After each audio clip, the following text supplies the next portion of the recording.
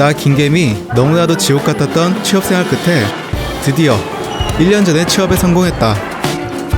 예상은 했지만 회사 생활 정말 모르는 거 투성이다. 퇴직연금 종류를 선택하라고? 퇴직연금도 내가 선택하는 거였나? DB형, DC형은 뭐야? 또 IRP는 뭐고? DC형은 내가 투자를 한다고? 일만 하기도 벅찬데 또 퇴직연금은 왜 이렇게 어렵지? 직장인이라면 꼭 알아야 할 퇴직연금. 퇴직연금이 처음 도입된 건 2005년이지만 아직도 퇴직연금이 뭔지, 원래 우리가 알던 퇴직금이랑 뭐가 다른지 헷갈리기도 합니다. 특히 자기가 어떤 퇴직연금에 가입했는지 모르는 분들도 많더라고요. 김계민님 같은 사회초년생들은 더 알기 어렵죠. 하지만 2026년까지 퇴직연금 제도가 의무화된다고 하니 꼭 공부해둬야겠죠? 간단히 말해서 퇴직연금은 내 퇴직금을 회사 내부에서 관리하는 게 아니라 그 돈을 은행이나 증권사, 보험사 같은 금융기관에 맡겨서 운영하는 제도를 말합니다.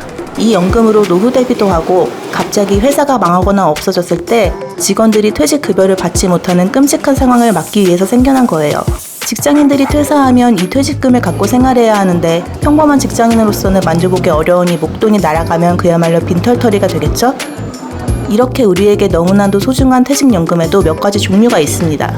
직장인이 회사에서 택할 수 있는 퇴직연금은 크게 확정급여형인 DB형과 확정기여형인 DC형으로 나눌 수 있어요. 확정? 뭐라고요?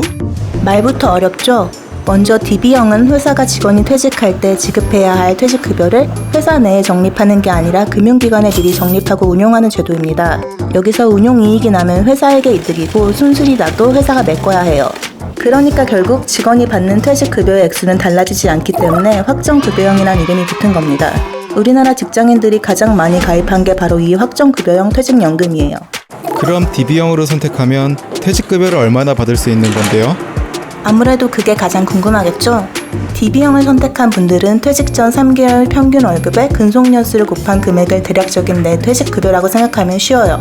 아주 단순한 예로 만약 개미님의 퇴사 직전 3개월 평균 월급이 200만 원이라고 해요. 그리고 5년을 근무했다고 치면 퇴직금은 200 곱하기 5 해서 1000만 원이 되는 거예요. 개미님의 회사가 매년 연봉을 잘 올려준다면 DB형 퇴직급여도 저절로 올라가겠죠?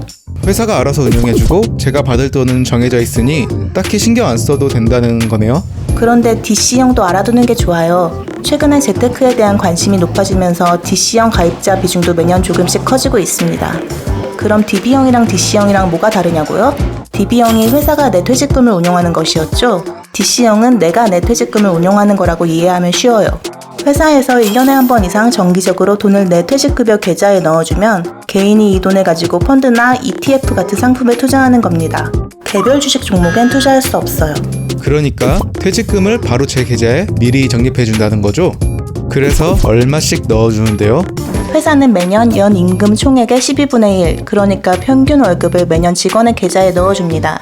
매달 이 돈을 나눠서 넣어주는 회사도 있고요.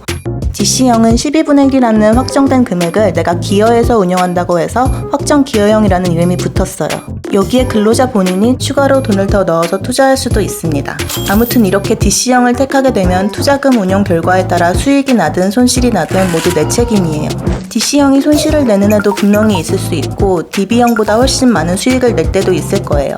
만약 회사에 20년, 30년 오래 다닐 분들이라면 장기 투자를 노리고 DC형을 택하면 DB형보다 높은 수익률을 낼 수도 있는 거겠죠? 실제로 미국에서는 DC형과 비슷한 401k라는 퇴직연금 제도를 통해 하루에도 100만장자가 여러 명 나오고 있다고 해요.